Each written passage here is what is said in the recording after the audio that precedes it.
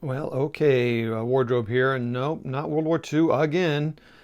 So on to Richmond 2, finally got to my place. I purchased it pretty late and got the charge notice a couple days ago, and then, well, not days, well, it was pretty recently, and then they shipped it and got it. So sweet, it is here. So there's been some good unboxings of it. I don't need to bore you with all that again. I just want to point out a couple, well, one kind of a selfish thing, but I'm pretty excited about it. So it's cool to be show you. And also just a couple little details and some of the reasons I've now played three turns of a game of three different games of it, almost full scenarios. But anyway, so this is we played this. I played this with Bruce this last weekend. One of the scenarios out of here. And first of all, the paintings on the covers and the boxes are just really cool. I mean, I don't know much about Civil War history, little things about it. So I expect to learn something about the war more from my reading about the battles, because I know sometimes these battles can kind of go a little wonky because it's a broader, higher up view, and that's like you could do the Gettysburg game and not ever have Gettysburg because other stuff happens, because fog of war and all that stuff. But that's cool though. You're still it's grand sweeping maneuvers and movements and stuff like that. So anyway, so I like the art for one. I think that's cool. I like the obvious love of the history and the detail and the research that goes behind it. Like all that stuff is, as far as I can tell, accurate. The maps and all that stuff, it's all great. So this is the box. So I like the art. Of course, you have the main rules, which is pretty awesome. So get that. I want to show you. There's 3 books, as you've seen. The Petersburg Campaign. So I helped proof some of the basic basic games in this. And so anyway, it's just more of the art. I'll have to, figure out what all this is about and what they're doing and all that stuff, which is cool. But most of the books, oh man, poor guy, ouch, a little bonk on the head.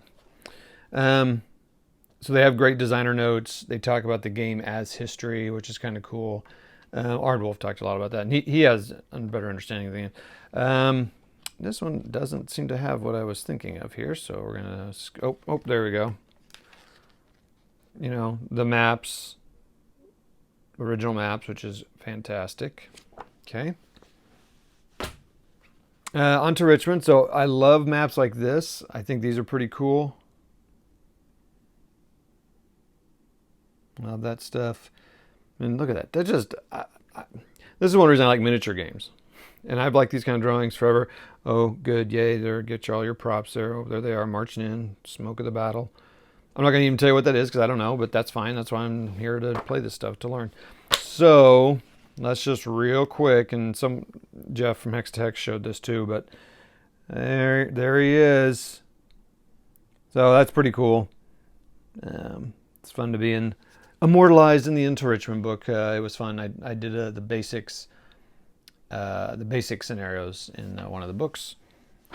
Proofed the scenarios, proofed the writing and the understandability. I did not do any playtesting because I don't know the game well enough, and I wouldn't have been able to do it, quick enough and figure it out. So I just focused on that. I told them that's what I could do, and that's what I did. So I did all the scenarios. Then I had to go through all the special rules, make sure they all worked up, make sure all these were the same as what was in the Vassal mod. Also, just made sure everything was consistent, and if there were overlaps and weird things, there weren't really very many, honestly, just little things here and there. This picture is pretty crazy. First of all, that horse actually has no eye. Look at this guy, he is all twisted up, but look at that knife. It's a knife, not doing him any good now. That horse is pretty cool, but then just there they go. It's pretty cool. Love it. And I love that there's all these different styles too. But so this is cool. So well, okay, here it is. The pictures. I just love that the pictures are in there. That's so great. Talk about immersive. So this is where we fought in the wilderness, Bruce and I, and that's what it was like. That's not surprising the way they make the rules.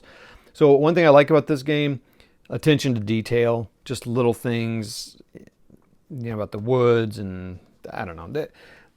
There's just, as I read through the scenarios, I wish I could point to like specific examples, but as I read the scenarios, just all these little details that they point to give it some, kind of align with the story of the history, and that how cool that is. So let's look at the last thing I want to talk about.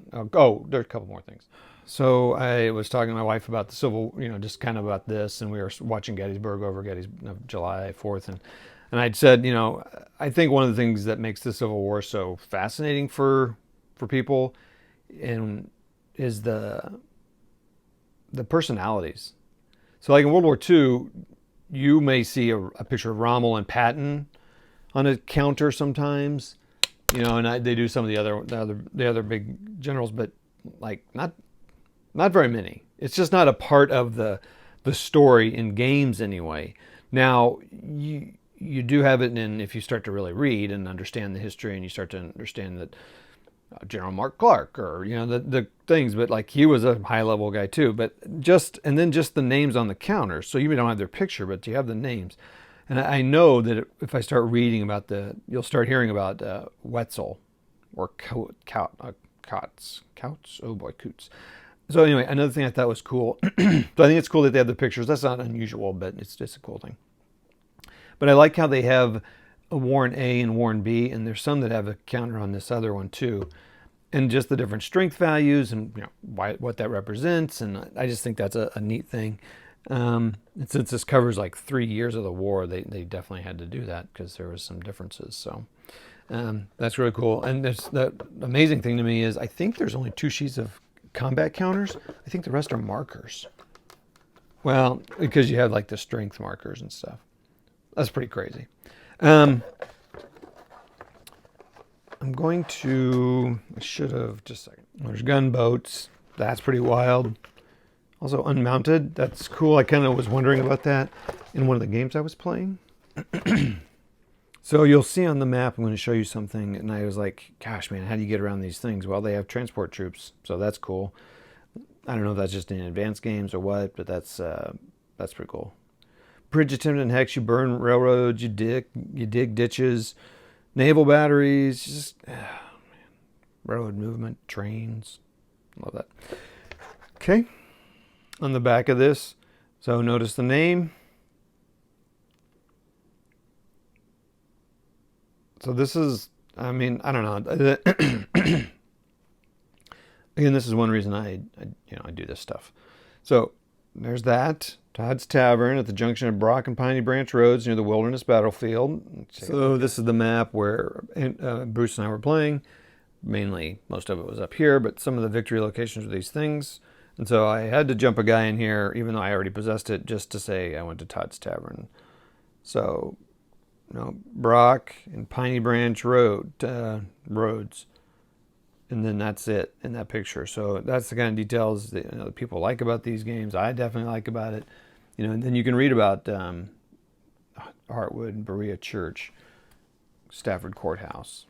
So like this water, I'm like, wait, how the heck? And I saw these ferry points, these bluffs. I'm like, can you get a ferry and go there? Now I don't know if that's possible, but you saw the counter, so I'm guessing it is. So that's pretty cool. Otherwise, this is probably more than likely. You had to walk around the bay area, which in this game could take you forever across well, that's not a bridge. Gotta get all the way down here to Appomattox. Look at that. You gotta walk all the way down, go across, and go further down. Wow, I thought those were bridges. Goes off the map. Can't even get off. So that's cool. Now, I did notice, I hope someone makes, I don't know, maybe I could make it, but I hope someone makes this. But, it's got, this nice turn chart. Look at how many turns that is. It's crazy. I like the sequence of play in here. I don't see anywhere else where the basic play is. It's pretty easy. So that's the basic. Look at all the steps in there after with advanced. So I thought that was a cool chart.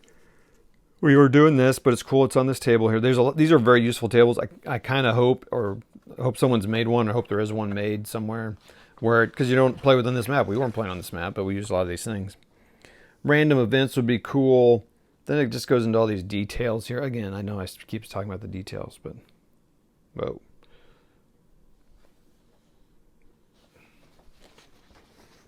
And people's faces, the general's portraits and the pictures.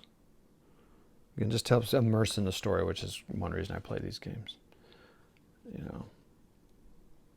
People who live there know that. I mean, talk about being able to use a map to get around. You could definitely do that. I mean, to some degree. All right, that's that.